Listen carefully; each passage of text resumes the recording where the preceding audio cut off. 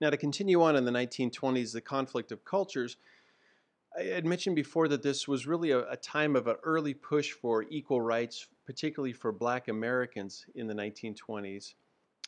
There was an organization called the NAACP, the National Association for the Advancement of Colored People.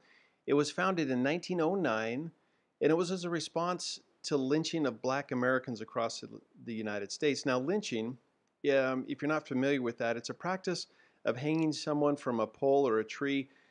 Sometimes this was done without the benefit of a trial. There was no trial, and it was done outside the proper protection of the law. So it wasn't like somebody uh, went to jail, got arrested, had a trial, and then this was the punishment handed down by the judge. No, this was extra legal means.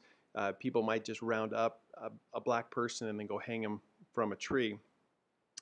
The overwhelming victims of lynching were Black males, and they lived in the South.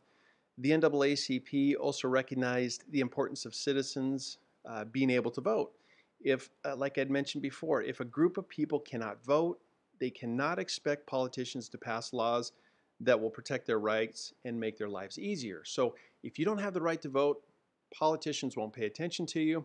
Therefore, nothing will get done for you. So you absolutely need the right to vote. Now, I want to talk a little bit more specifically about lynching because the NAACP, they were founded for two reasons. One, to stop lynching, and also two, to try to encourage greater voting rights, but primarily to stop lynching. Now, lynching, it is primarily was done to Black males. There were some examples of Black females, but primarily to Black males. It became more common in the South following the Civil War and Reconstruction in the southern states. There was Black towns and Black parts of cities that had emerged as Black slaves as they leave, Black ex-slaves, as they leave the plantations and they want to find their own places to live, they begin to settle in either certain towns that are primarily Black or predominantly Black, or certain parts of towns that are going to be predominantly Black. And many Southern whites, they were concerned about the growing pushback by Black Americans to become members of Southern society. They weren't slaves anymore, and they wanted to be mainstreamed and be part of society, and the white Southerners were intimidated and upset by that. Now, lynching, I'd said many times, this is done without the permission of law enforcement. Sometimes, though, law enforcement would just allow it to happen. For those Blacks who were deemed uppity or too pushy or trying to vote, lynching would be a practice that would remind the rest of the Black community what would happen if they pushed too hard. It was intended to intimidate the rest of the Black community. A lot of this happened during the late 19th century and early 20th century, and on average there was 2 to 3 Blacks who were lynched every single week during that time period. Now, one of the more grotesque things about this, and I've included these pictures because they're not just photographs.